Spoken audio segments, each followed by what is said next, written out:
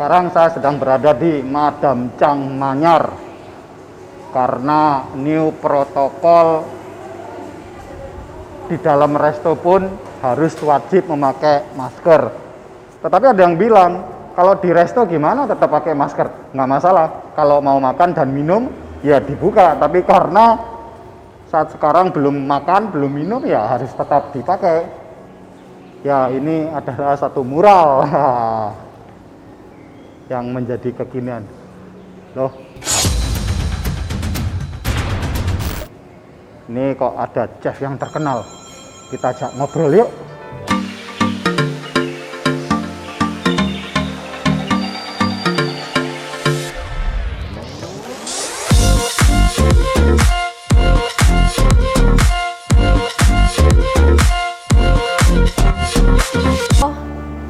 Wah, salaman virtual. kedatangan chef yang terkenal. Welcome to Madam Chang. Sama terkenalnya Papa Chang juga. Suka ini IG live atau apa ya itu di Instagram ya, suka aku tonton sama Boleh duduk ya? Duduk. Udah makan? Oh iya, nanti sambil makan ya.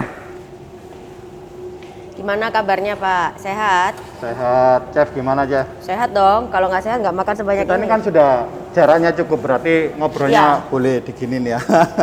Boleh. Supaya nggak makan apa ini? Semuanya saya makan Pak. Sebisa mungkin semua saya makan. Tapi ini favorit aku sih yang jaipo, nasi jaipo. Ini sebetulnya ada cerita lucu tentang jaipo ini. Oh ya? Ya, jaipo ini kan sebetulnya makanan yang tidak umum untuk anak-anak muda. Di awal kita keluar kira-kira sekitar 5-6 tahun yang lalu, kita berpikir bahwa kalau kita keluar jaipo mungkin kesannya yang makan kayak mak-mak, kongkong, nenek-nenek, kakek-kakek gitu kan ya. Makanya itu terus saya putar otak gimana caranya supaya generasi muda itu bisa suka dengan jaipo dan menjadi tren. Saya akhirnya ganti, saya jaiponya itu kan J, saya ganti J dash rice. J rice. Dan sekarang orang suka banget dengan J rice. Ya apalagi ada seaweednya juga ya. Terus bisa level pedes. Ya justru ini kalau chef ini yang bisa mereview semuanya ini.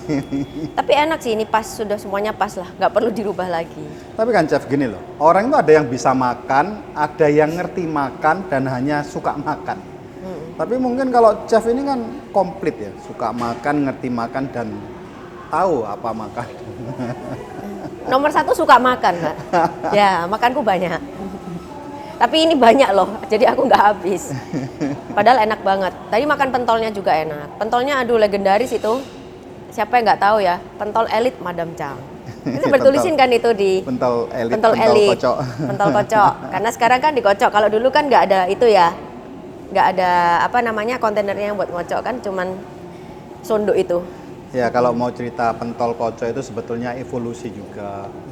Banyak terjadi rebranding. Di awal keluar kita namakan itu Dragon Ball. Ya, sampai sekarang kan ya. Ya, Dragon Ball itu tetap.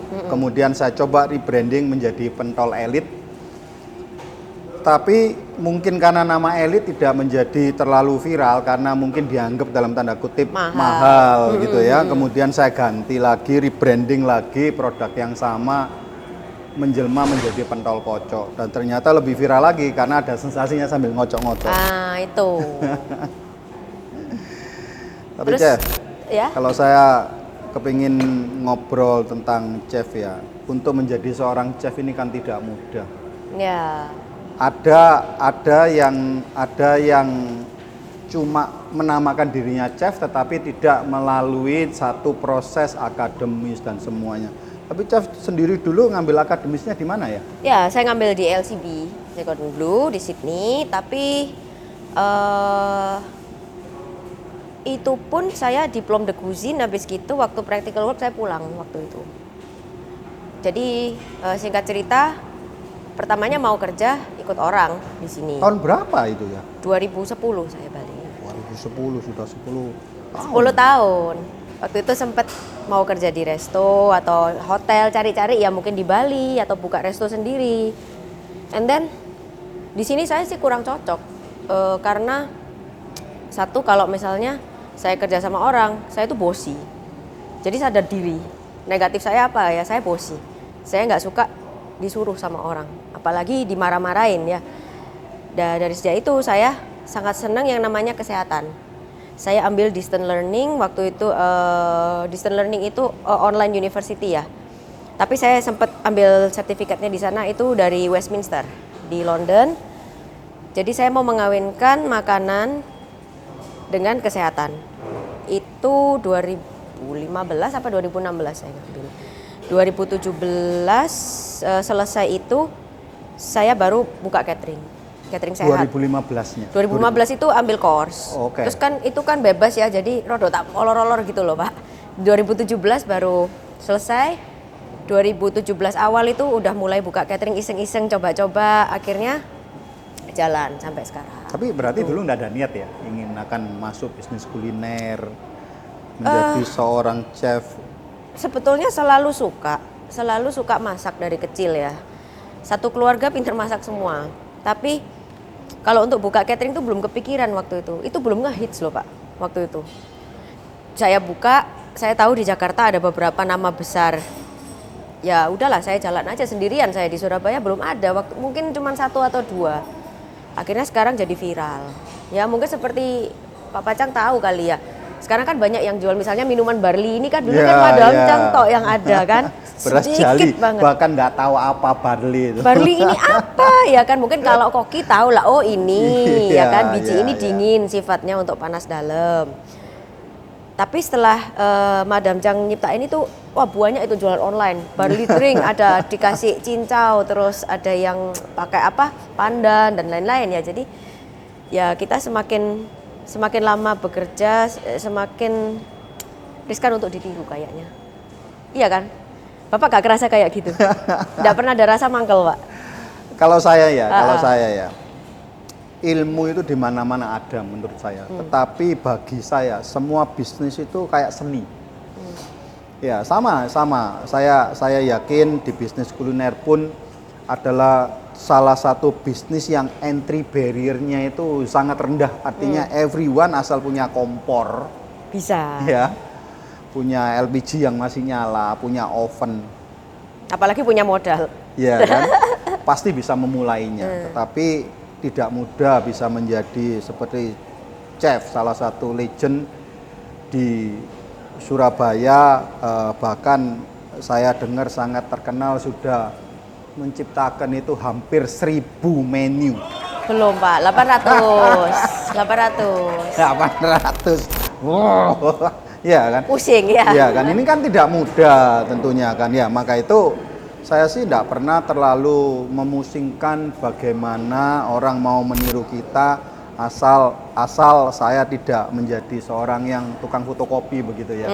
Saya lebih baik di kopi daripada memfotokopi. Nah itu ya, ingat ya, ingat.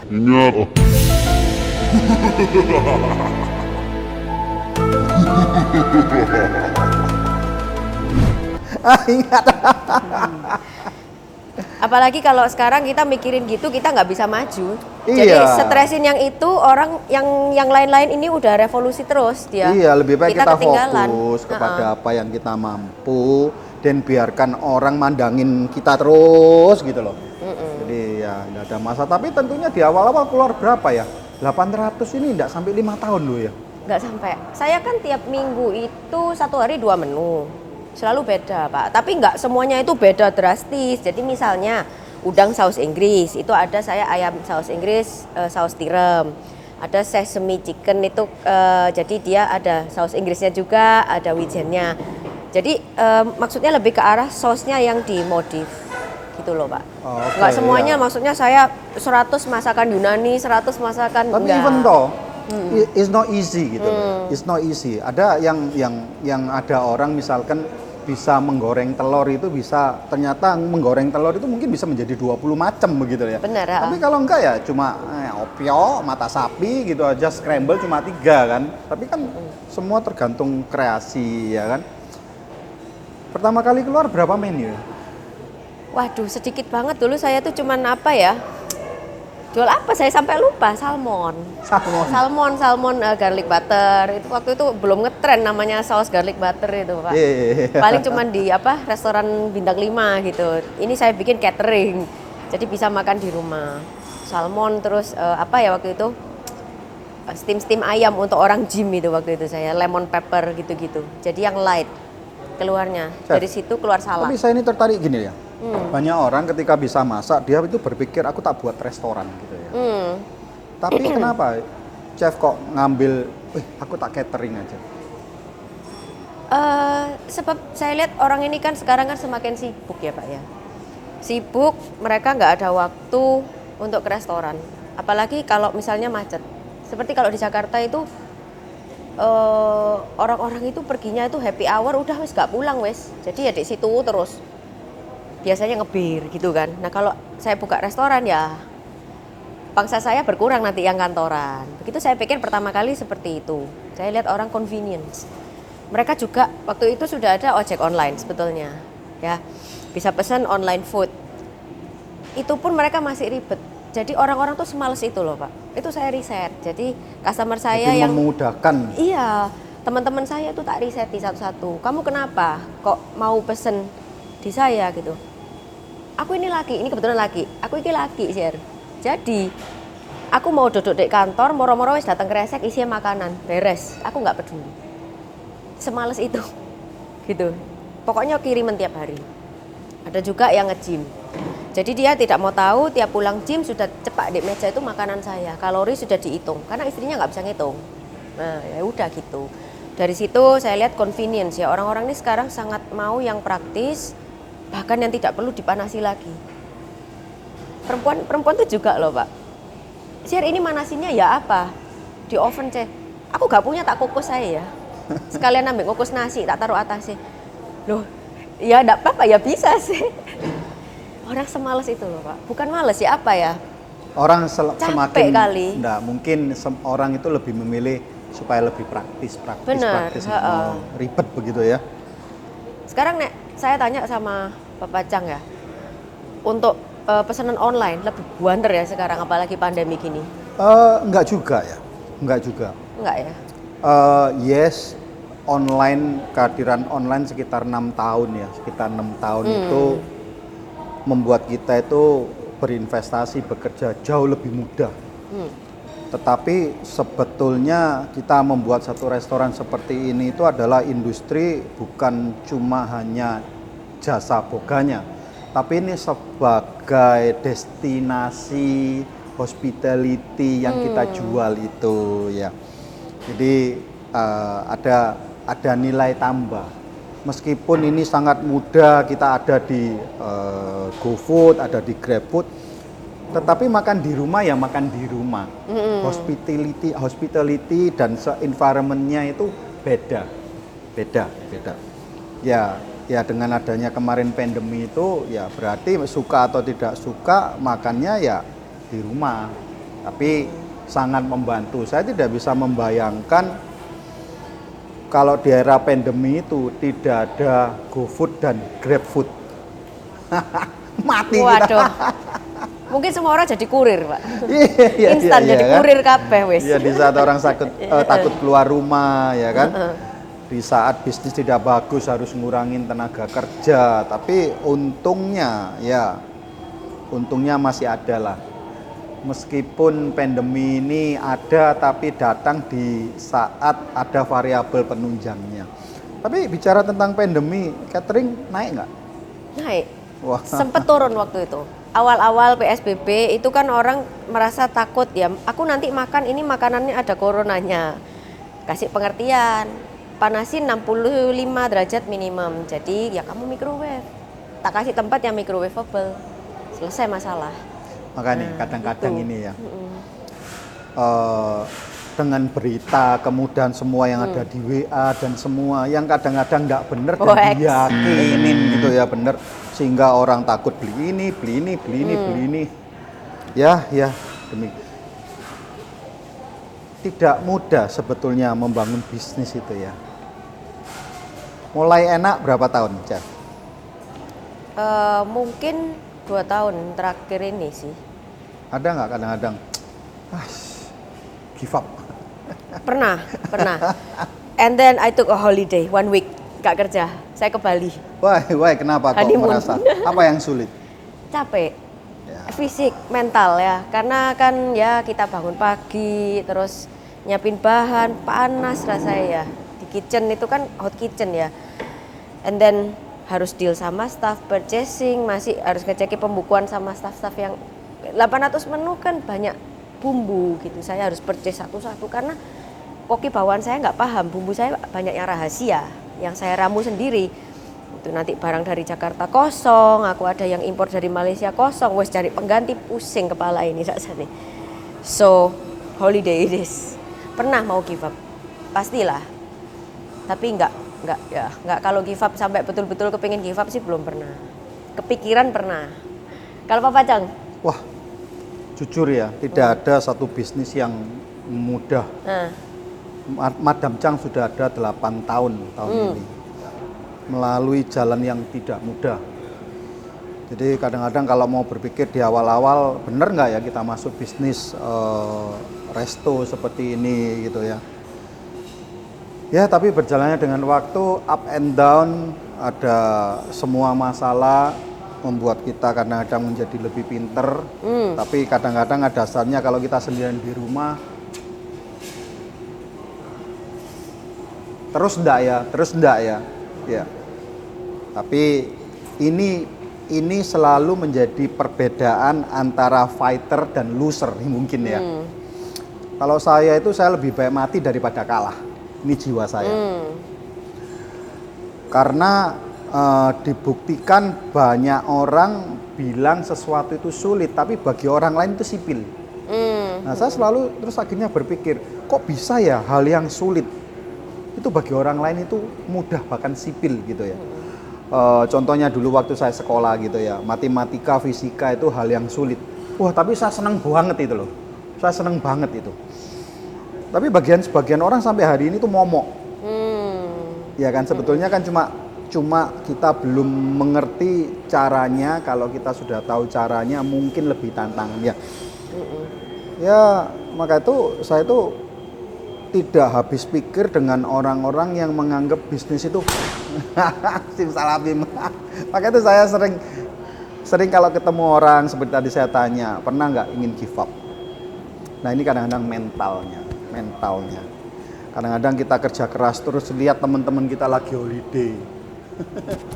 Pingin holiday kan ya? Ya, memang. Kita sudah bangun, dia masih baru posting jam 10.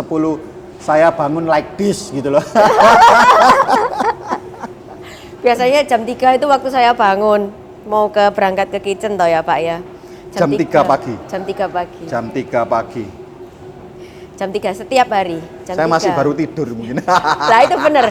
Jam 3 pagi itu biasanya saya masih kamar mandi lah, saya apalah, yoga kadang 15 menitan sama lihat handphone gitu ya. On the way home, temen gitu. Baru on the way home aku udah bangun. Dari mana?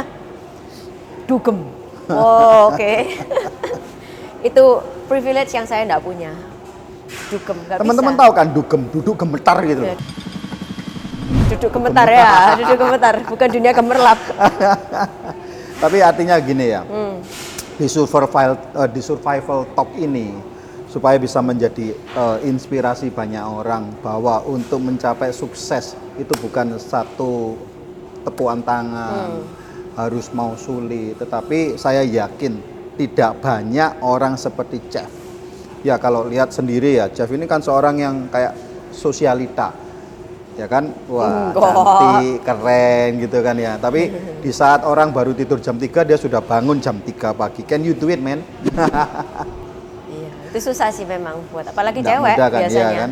Dan kedua, tidak banyak perempuan yang masuk di dapur karena takut flek. Tapi tak lihat kok nggak ada fleknya ya. Perawatannya mahal. Jadi untungnya catering itu buat perawatan gitu loh Pak. Jadi ya sik bati lah sedikit. Ya, tapi ini bagus loh ya. Artinya tidak sadar bahwa Jeff ini juga menciptakan satu ekosistem bisnis yang bagus. Oh iya ya. Iya lah. Betul. Profit di sini hilang di situ. Iya, baru muter. Nanti akhirnya dokternya bisa punya duit. Dokternya customer saya, Pak. Iya kan? Muter. Jadi itulah pentingnya kita berbagi terus yang positif gitu. Tapi kalau boleh tahu ya, bangun jam 3. Tidurnya jam berapa? Jam berapa ya? Jam 7 saya sudah tidur. Kadang jam 8, jam 9, tapi siangnya saya tidur besoknya. Pokoknya minimum 6 jam, saya nggak mau tidur kurang dari itu. Kalau kurang dari itu lemes, pusing. Jadi 6 sampai 8. Saya penasaran, bangun jam 3 pagi, terus ngapain? Jam 3 biasanya saya cuci muka, sikat gigi, yoga biasanya sebentar. Jadi kira-kira setengah 4 saya berangkat. Kantor kira-kira 10-15 menit dari rumah. Kantor kitchen saya jalan 15 menit, itu anak-anak udah siapin semua. Jadi saya tinggal bikin saus atau apapun sama ngontrol. Jam setengah 6 pagi saya pulang. Jadi kerja saya itu 2 jam tok sehari. Karena dulu waktu saya awal kerja 2 tahun pertama, saya jalanin SOP itu dengan satu visi dan misi. Saya orang yang tidak mau repot. Kalau misalnya saya semakin sukses, saya semakin repot, berarti saya belum sukses.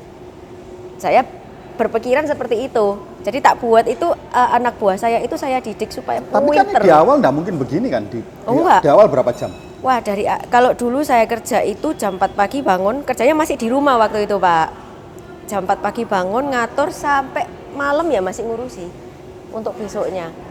Karena pegawai-pegawai saya belum terdidik. Jadi mau nggak mau saya harus turun. Kalau sekarang mereka sudah semuanya by phone. Kalau bicara tentang gaya kerja ya, saya setuju dengan gaya kerjanya Jeff. Termasuk saya tipe orang yang seperti itu. Efektif. Ya. Artinya di awal saya tidak mau memberikan orang untuk lebih tahu dulu daripada saya.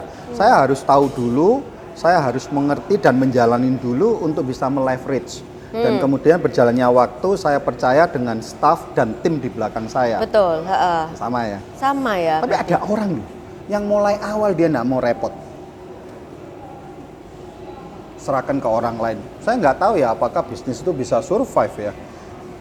Ya mungkin dia itu kali. Ada nggak teman yang seperti itu? Ini sih, kayak apa ya, orang yang mungkin terlalu pintar juga bisa seperti itu sih. Jadi dia menemukan suatu cara supaya dia nggak kerja tapi dia kaya gitu. Tapi berjalannya dengan waktu itu kan semua itu proses ya. Apalagi makanan susah sih. Makanan itu sulit. Selera rasa, saingan keluar terus juga kan ini ya, apa namanya, ada suatu rahasia di setiap makanan ini yang kita aja yang pegang. Seperti bumbu, saus, seperti itu kan saya pegang. Nah di situ kalau saya nggak ada di tempat ya makanan nggak bisa dikirim. Makanya saya nggak bisa asal holiday gitu aja, Pak. Kalau Pepacang wah enak, ini udah bos sekarang. Bos gede, tinggal berangkat ke Bali. Bye bye. Semua itu tentunya ada proses. Di awal ya. Di awal berdiri 8 tahun yang lalu masih banyak orang yang mengenal saya ya. Di awal itu saya tukang cium-cium meja, saya jalan mesti begini-begini. Ngapain itu, Pak? Saya pastikan meja itu nggak bau. Karena bagi saya bau itu timbul karena ada bakteri yang masih melekat, akhirnya bakteri itu menimbulkan bau. Dan karena kita ini sepakat bahwa makanan itu masuk di dalam mulut orang dan semua harus dijaga semaksimal mungkin. Di awal saya datang jam 7, pulang jam 12, sampai rumah jam 1. Every single day. Malam. Saya buka pintu, saya kunci pintu. Lama-lama sudah mulai kunci saya serahkan kepada orang-orang saya dan ya itu satu proses lah. Jadi bahkan saya ya ngelayanin sendiri. Saya masih kaget loh. Berapa hari yang lalu saya baca di Instagram Madam Chang ada yang komen kenal saya itu ketika saya suka masih surfing. Oh pernah ya Pak ya? Oh iya, karena saya kepingin tahu begitu. Meskipun waktu dulu, waktu saya sekolah di Amerika, di Australia, di waktu luang saya, karena uangnya nggak banyak, saya harus hidup kan. Ya, bagi saya kerja di saat sekolah, itu paling enak itu kerja di restoran. Iya. Satu dapat duit, kedua kita nggak keluar duit, dapat makan. Benar, dapat Ya kan? makan. Nah, jadi saya yakinin saya lakukan dengan baik dan tidak pernah berpikir bahwa satu hari akan running restoran. Tapi saya yakin tidak ada satu perbuatan atau tindakan di dalam hidup yang bakal sia-sia. Jadi yang saya lakukan ketika saya jadi juga cleaning service, saya kerja cleaning service dengan maksimal di resto. Sehingga ini yang coba saya terapkan. Untungnya saya kerja itu di Amerika dan di Australia. Jadi semuanya itu sangat efisien dan sangat cepat. Pace-nya dengan Indonesia kan beda. Maka itu saya membuat Madam Chang itu standarnya sangat tinggi untuk di Indonesia. Tapi di luar itu standar yang biasa itu, standar yang biasa. Jadi memang tidak mudah ya.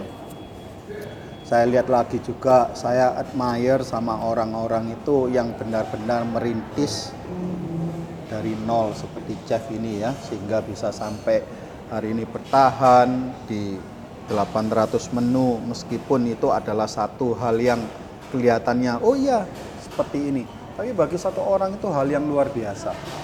Karena kenapa? Makanan ini ya makanan, tapi bagaimana chef bisa menjual ini loh yang saya menjadi respect. Siapa sih nggak bisa masak? Pertanyaannya, bisa jual nggak? Iya, betul. Ya kan? Dan kemudian ketika bisa menjual, bisa bertahan nggak? Ya, chef sudah membuktikan, hebat banget ya. Jual diri dulu di Instagram. Yang cantik, ya kan? Oh, chefnya cantik ya, baru makanannya. No. Bercanda. Dan yang saya juga respect, ini ada satu mitos bahwa, maaf ya, selalu mulai saya kecil di Indonesia, di Amerika, di Australia, di mana-mana saya dengar orang cantik itu tidak bisa apa-apa katanya. Ya kan? Why? Mungkin karena stereotip aja lah ya. Kan zaman dulu kan rata-rata kan perempuan tuh cuman ibu rumah tangga, bersolek gitu kan. Jadi ya udah nggak bisa apa-apa, cuman setrika, masak, bisanya kan gitu. Kalau zaman sekarang itu kan ini Pak, banyak wanita karir dan banyak juga yang karirnya mengharuskan mereka tampil cantik. Ya misalnya aja kayak model atau penyanyi itu mereka saya yakin nggak semuanya itu bodoh loh, mereka pinter-pinter loh. Iya, kalau chef gitu loh, kenapa harus tampil cantik ketika berhadapan dengan ikan? Apakah ikannya kan nanti dimasak akan lebih enak ketika dipotong sama orang cantik gitu? Ya sih. Wah Pak, kalau lihat saya di dapur, wes nggak karu-karuan Pak, wes cuman hairnetan sama maskeran ya, pakai baju welek wes pokoknya. Cuman karena apa ya, saya juga nggak sengaja saya ini jadi public figure. Sebetulnya nggak niat, saya nggak terlalu suka keluar orangnya, sukanya di belakang. Tapi terus ada kayak misalnya di approach, aku pengen nih, waktu itu siapa ya, ada satu sponsor saya, Telur Sehat, ayo kita bikin video yuk, kamu yang ini, aku bayar gak apa-apa. Video apa? Ya kamu kasih resep bikinan, tiga resep. Ya udah wes, bikin sama-sama, syuting apa adanya gitu Pak, di apartemennya dia. Pokoknya nggak karu-karuan waktu itu, cuman di situ stepping stone karena di IG orang kelihatan loh ini siapa ya gitu. Oh mau coba ayo wes, terus datanglah sponsor baru minyak goreng apa tepung, sponsorin saya untuk show, jadi resep saya dibeli sama mereka gitu. Nah kalau udah tampil di depan publik seperti ya kayak sekarang ini ya at least dandan sedikit lah ya, walau sekarang kan maskeran ya kan jelek ya wes gak apa-apa, cuman tetap harus presentable. Karena apa, saya bawa nama sponsor saya masih banyak yang ngontrak di saya, jadi gitu. Jadi udah pusing masalah dapur, saya pusing masalah ini Pak saya. Tapi gitu. Tadi ya tertarik ya. Chef ini di awal kan ada mention, saya tuh nggak bisa dimarahi orang. Ya, bosi. Marahi bos toh. Customer itu bukan bos ya, yang suka marah-marah saya nanya sendiri kadang-kadang. Oh, sering. Ya? Terus, how you handle it? Biasanya ke admin. Karena admin sudah tahu saya sangat emosian. Jadi dia reword everything into nice sentences. Bu, ini ada yang komplain ya, misalnya makanan yang A ini keasinan sedikit, tapi orangnya nggak apa-apa kok Bu, nggak marah. Sudah saya bilang. Oh ya udah. Tapi ada nggak yang bilang maaf. aku nggak mau handle sama admin, aku mau chefnya langsung, ada ya?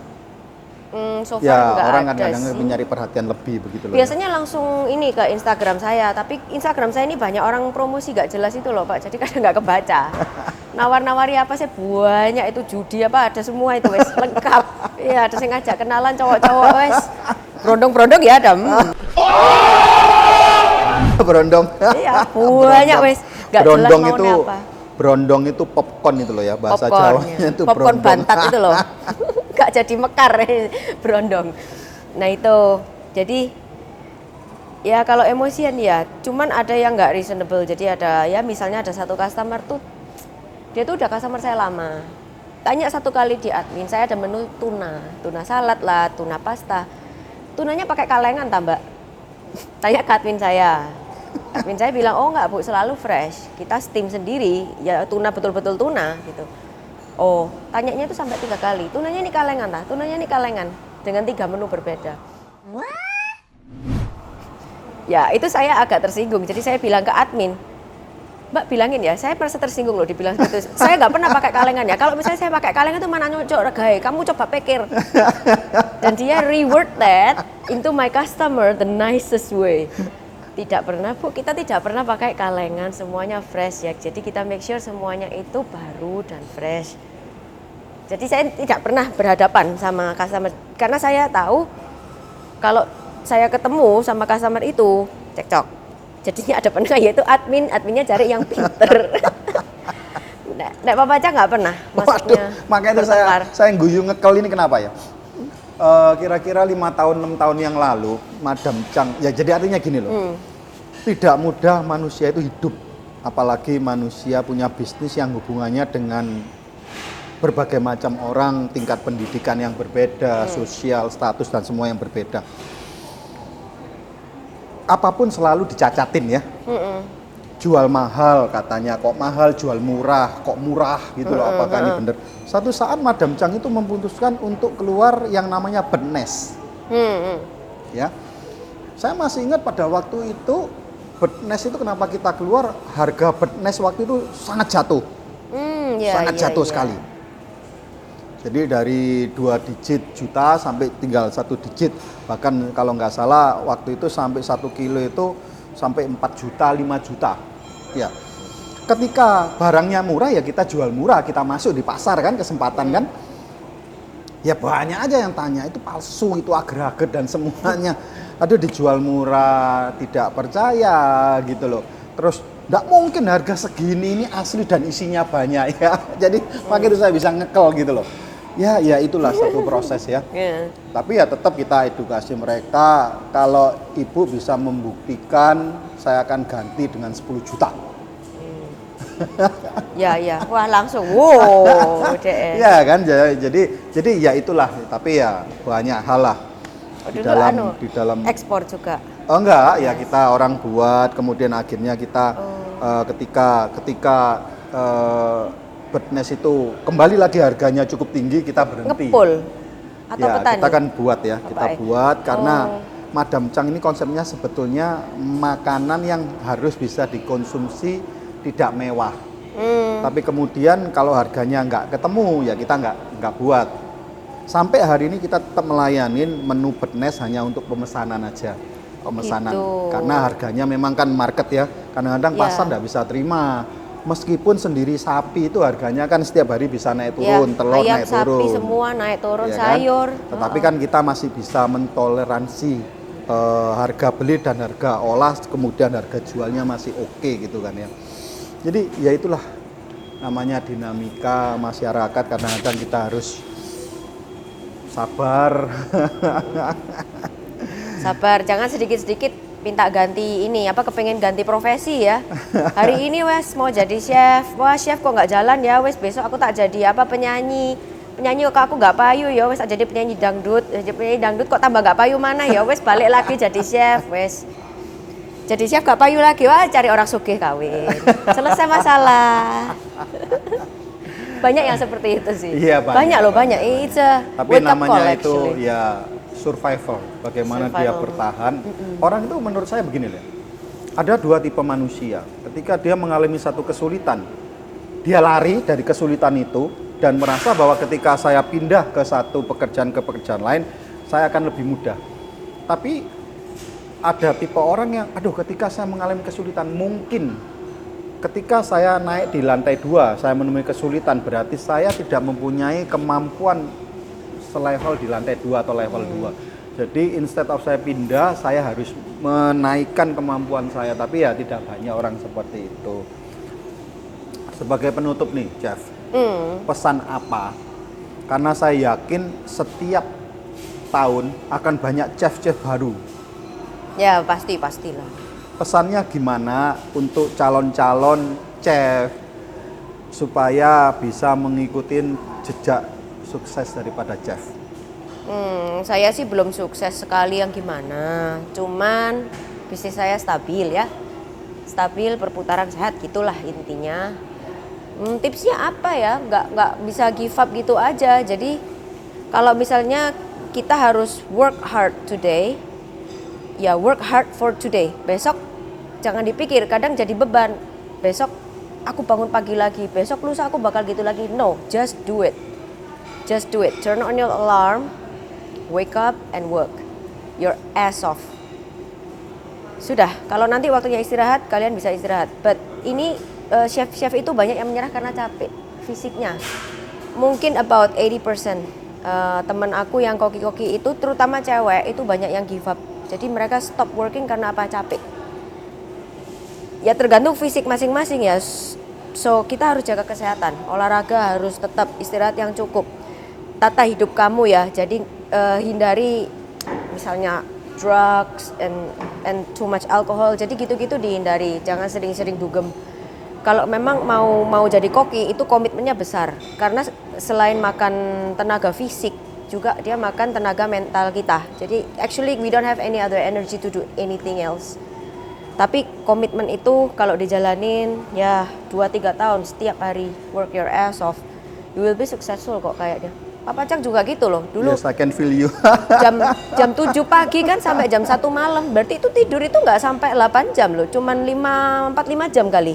I think di semua bisnis, hal yang paling sulit sebetulnya bukan melawan kompetitor, tapi melawan diri sendiri. Yes, that's right. Betul banget. Jadi memang tidak mudah teman-teman, para subscriber seperti yang chef tadi sudah ceritakan, bahwa untuk menjadi seorang chef itu tidak mudah, staminanya harus kuat lahir dan batin. Tapi apapun itu, semua itu adalah proses ya chef ya. Yang bisa membuat kuat itu sebetulnya karena keadaan. Betul. Saya senang banget, terima kasih banyak. Semoga konten ini bisa memberikan inspirasi yang luar biasa kepada noni-noni, mimi-mimi yang ingin sukses. Jangan takut jelek kalau ingin sukses. Karena sukses dan bukan jelek, sukses dan cantik itu bisa berbanding lurus. ini buktinya ya. Nanti kalau udah sukses ya, kan duitnya banyak, bisa buat ke klinik yang mahal ya. Bisa lebih cantik daripada kamu sekarang loh. Tapi enggak punya duit, yang cantik bisa jadi jelek. Iya, yang nggak punya duit nanti cantik jadi jelek loh. Oke, apalagi kalau bertalenta ya. Wah, pasti senang dapat banget. suami Terima baik. kasih sudah mampir. Yes. Semoga bisnisnya semakin sukses dan ketika kita Sama-sama, bertemu Pak. lagi sudah menjadi ribuan menunya. Amin. Makasih ya Pak ya. Terima kasih. Aku juga makasih udah dibolehin ke sini, udah makan di sini. Always welcome, everyday welcome. Enak banget tempatnya, cozy, gede, dingin, bersih. I love this. Bisa kerasan aku di sini. Oke, thank you. Semoga konten ini menjadi menarik dan memberikan inspirasi untuk Anda. Take care, sehat selalu. Salam bertahan hidup. Teman-teman semuanya, supaya selalu bisa mengikuti konten-konten yang menarik, inspiratif, lahir dan batin. Subscribe-nya, ting, ting, dan loncengnya. Supaya kenapa? Kalau setiap ada materi atau konten yang baru, you are the first to be known. Oke? Thank you. Sampai ketemu. Salam bertahan hidup.